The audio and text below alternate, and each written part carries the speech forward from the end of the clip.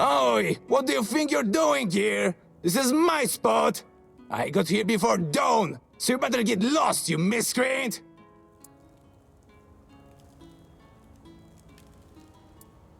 I don't need to explain anything, but you better explain why you're trying to steal my mushrooms! Oh, so now you're going to tell me you didn't know and that you were just passing by, huh? That actually sounds almost plausible. Well, you'll find loads of penny buns growing here. I once picked a dozen for beneath with just one tree. That's why I call this place Penny Bun Grove. You aren't really interested in picking mushrooms, are you?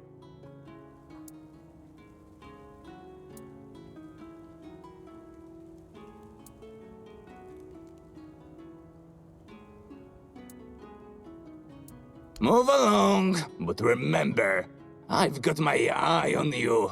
If you start snooping around the grass here, you'll get a taste of my knife. What are you still doing here? You want to steal my mushrooms after all, huh?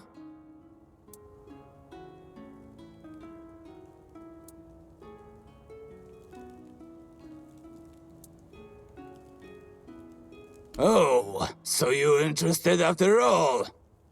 You see, the most important thing is to tell the difference between an edible and a poisonous mushroom. I've got this friend, Old Mel they call him. He once decided to get some oyster mushrooms for his scrambled eggs. Now, Mel's been picking mushrooms since he was a wee lad, but his eyes are not what it used to be. So instead of oyster mushrooms, it turned out he caught himself some angel wings. He ended up spending an entire day in the privy, almost shot himself to death. Angel wings are a tad lighter in color, and their caps are thinner too. And do you know how to tell a penny bun from a devil's bullet? Devil's bullet has reddish deadening on the stern, and if you touch it with the tip of your tongue, you'll find it tastes bitter.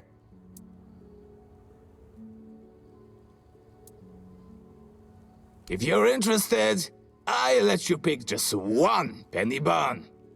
Remember, only one. If I see you taking more, you better be ready to run. Take my knife and cut the stern right at the ground. Just don't twist it out like a numbskull. The mycelium needs to stay in the soil.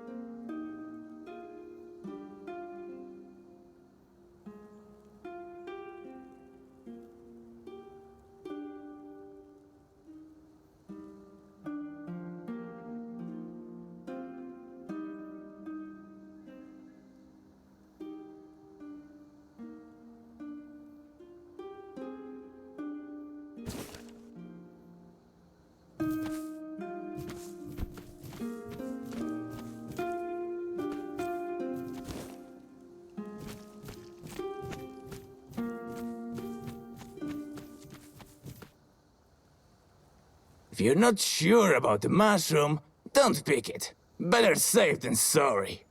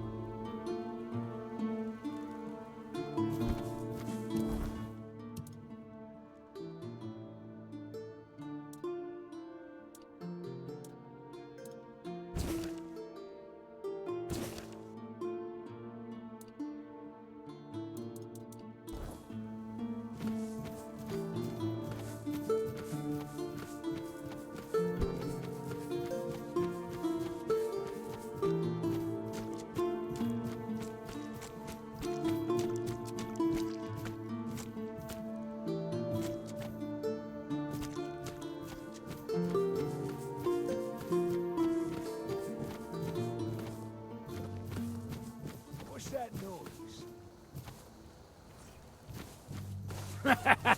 This is my use of. You're in for a war.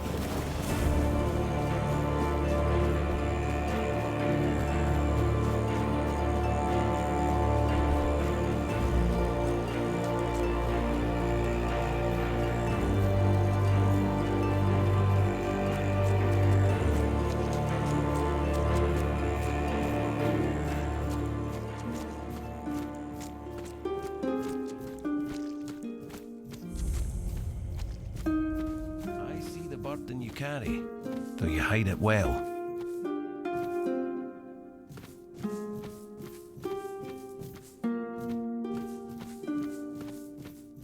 What's the ask? It's unrelated to your task, but since you're curious, this is the statue of the Morning Harpist, built in the memory of the twin sisters from the court of Sagramore, the former ruler of Connacht and its lands. Legend has it that one sister killed the other out of jealousy for her talent. They also say that if you camp here at night, you might hear the wailing of the betrayed sister. But with the weirdness so thick, who'd camp here at night? The inn at Connacht is far more welcoming. That's all I know. But if you ever come across the remnants of the royal geographers, they might be able to tell you more. What does it matter what he thinks? He has his mission, the tribes have theirs, and I have mine. History is unfolding elsewhere, and the guild intends to secure a place in the front row. It doesn't matter who rules the south. The fate of all Avalon is at stake. If people wish to kill each other in the meantime, the guild won't stand in their way. I'd like you to find Calum and bring me his research. He's a former guild member and a cruel man. He took the idea of life as a form of energy a little too much to heart, and it's made him potentially dangerous. We expelled him and cut him off from our resources, but as you might guess, that didn't slow him down for long. We don't know the details, but I doubt it's anything good or humane. From what I hear, he's gone completely mad and started experimenting on humans. He always claimed it's the only way to unlock the spark of life, but practicing necromancy is, of course, strictly forbidden by the guild. Personally, I'd like to treat him the way he treats his test subjects. That's just my own view on the matter. The guild only wants information on what he's doing. It'd be best if you didn't get yourself killed while gathering it. The owls are hooting that he's holed up in some hut at the swamps. But knowing that lunatic, he won't be doing his experiments anywhere out in the open. How can I assist you? May Mather's strong arm embrace you.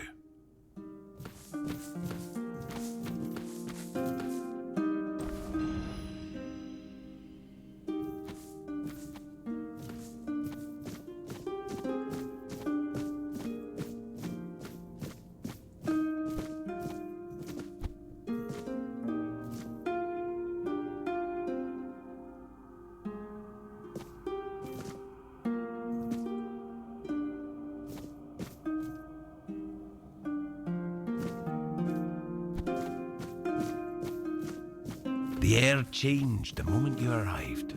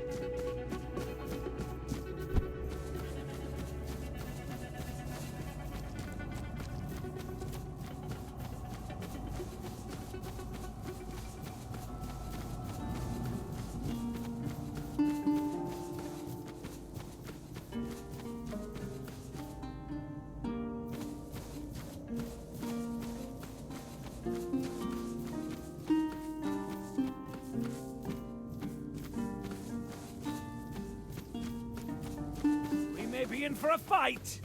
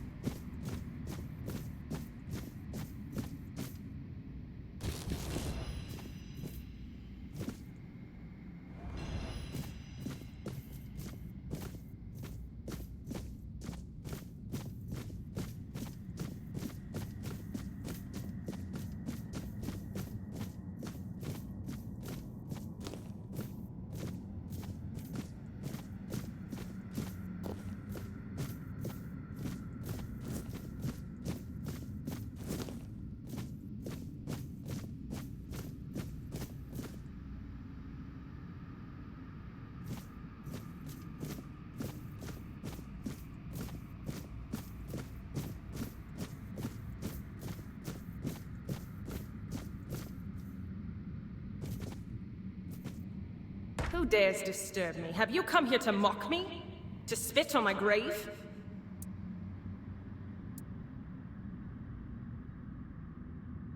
I don't believe you. No one ever comes here with good intentions. My grave was spat on and pissed on. It's been desecrated in every possible way. Nothing ever changes in this wretched world. I've had enough. I suffered enough humiliation when I was alive. I will not stand for it in death.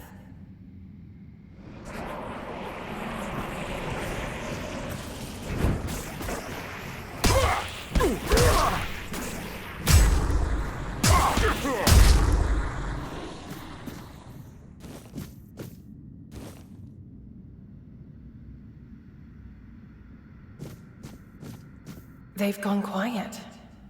It's so peaceful now. It's been ages since I last felt this peace. Back when we were young and carefree, weaving beautiful melodies together. Oh, my sweet sister, what have I done to you? What have we done to ourselves? I was hanged by a harp string. They deemed it a fitting punishment for my envy of my sister's talent. But they were wrong. I never envied her. I felt betrayed. And despite that betrayal, I never wanted to hurt her. Yet, I did. And I'm relieved I paid with my life. I don't like thinking about the past. Though, I guess since I'm dead, the past is all I have left. I miss music. I think I miss it above all else. Even Ain. My music was there for me when my sister wasn't. The court mocking my talent hurt even more than when they just mocked me. And that absurd contest. Someone tampered with my harp. I know they did. I was furious. It was my harp and they... I can't. I'm sorry. I will talk of this no more.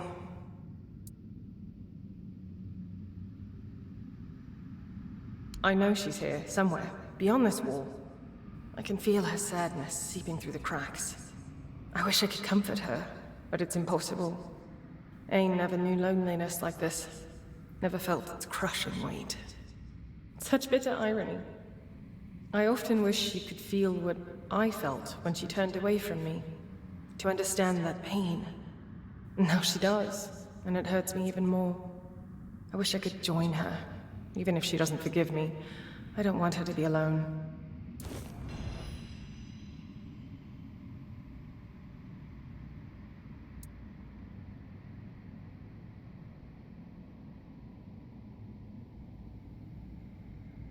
Would you?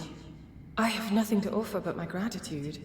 Whatever they buried me with is yours. Death has shown me how meaningless material things really are. Thank you, kind stranger, for giving us this chance at peace. I realize that. But now, we're both dead. We have eternity to learn forgiveness. All I want is peace. And I sense she does too.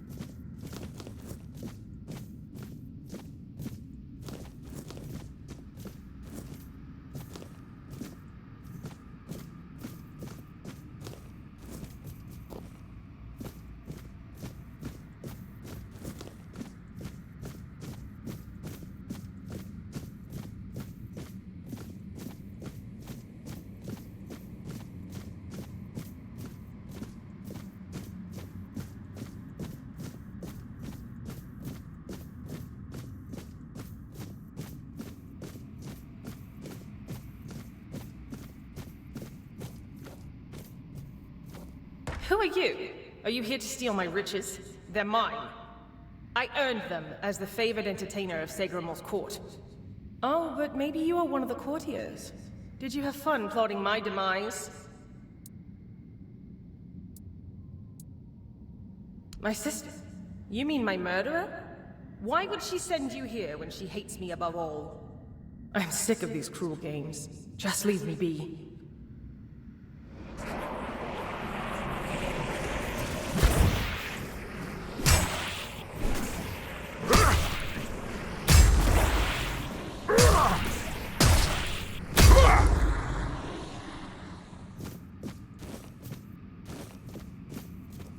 It's so calm.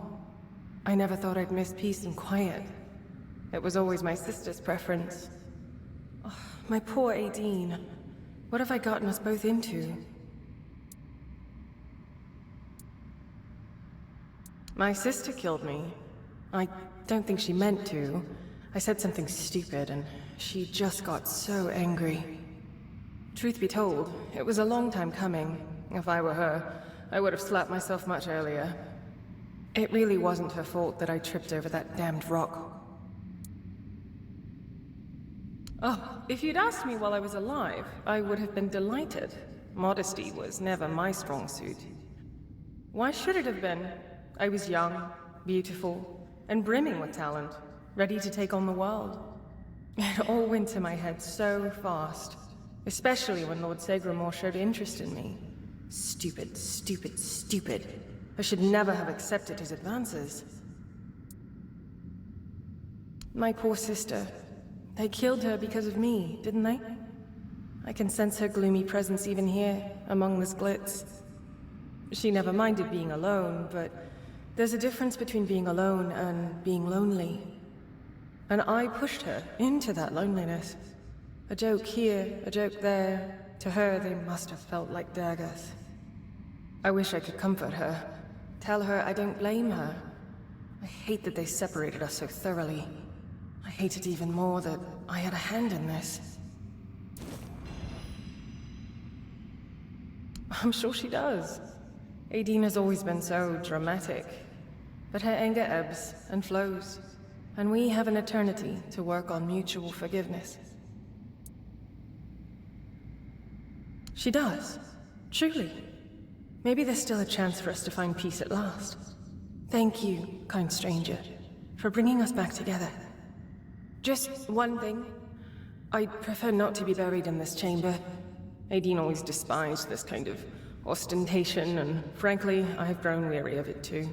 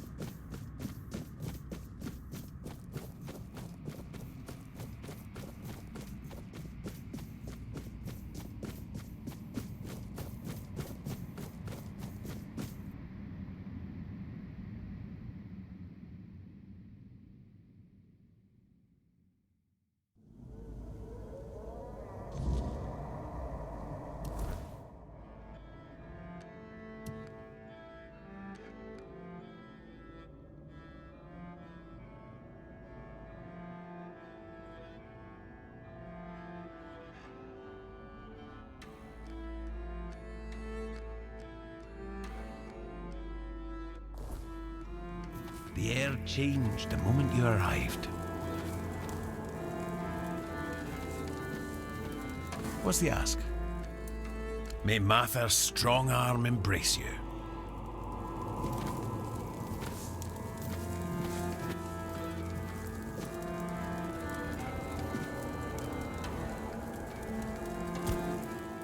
That has been my suspicion from the moment we set foot here.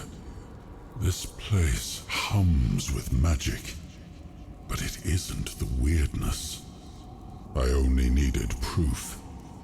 I just didn't expect it to come through Merlin's own memories. It seems I did, though I can't fully explain why. I'm still not entirely myself, but I can understand it.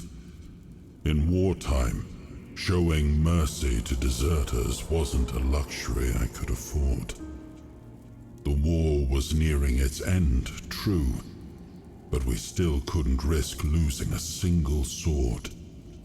By letting some sail and sinking the rest, I prevented more from fleeing, and, in a way, proved that I respected my people's choices, no matter the cost.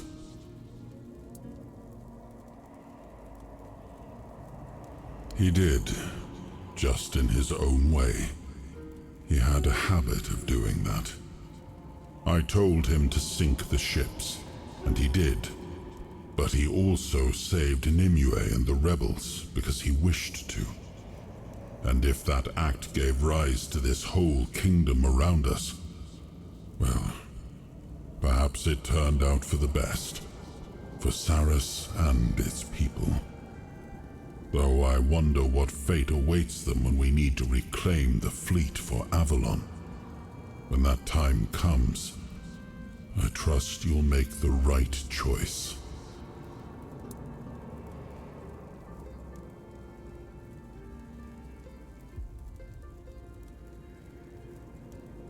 Shell named Hiss never inspired my trust, but to suspect him of plotting the death of his own kind. No one could have foreseen that. I know Tumbo followed laws that we, as surface dwellers, could never fully understand. But mass murder in the name of knowledge? I don't think I ever want to understand the mind of that wretched creature. I only hope the people of Tumbo have found peace, and all the knowledge they desired, wherever they now believe themselves to be. Such a terrible loss. Yes, since she was a little girl, Merlin took her in after she lost her parents. He told me she had immense potential, even at a very young age. She learned quickly, so Merlin always kept her close. Even when she barely reached my knee, I had the feeling she didn't like me.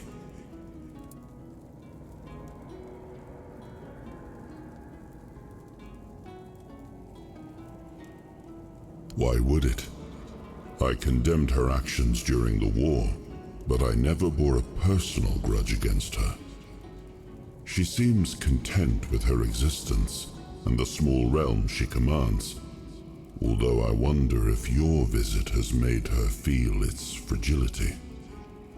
Sparing her is what Merlin would have wanted.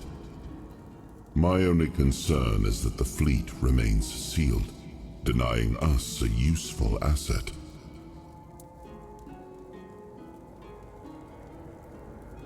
Indeed, and I stand by my decision. It was the right one at the time. But a fleet is a fleet. Having it back might have proven advantageous.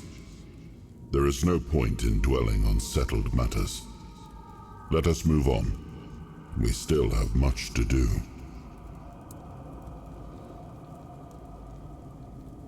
I think she blamed me for Merlin's descent into increasingly questionable methods.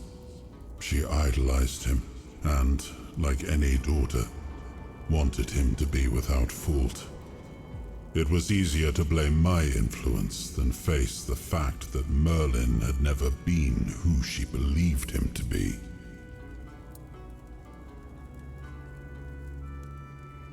What else could I have done? She ignited a rebellion against her king, and in a time of war. Treason remains treason. The sentence would have been the same. I decided against a public execution, not only to keep her from becoming a martyr, but because I would not force my friend to watch me set a blade to the...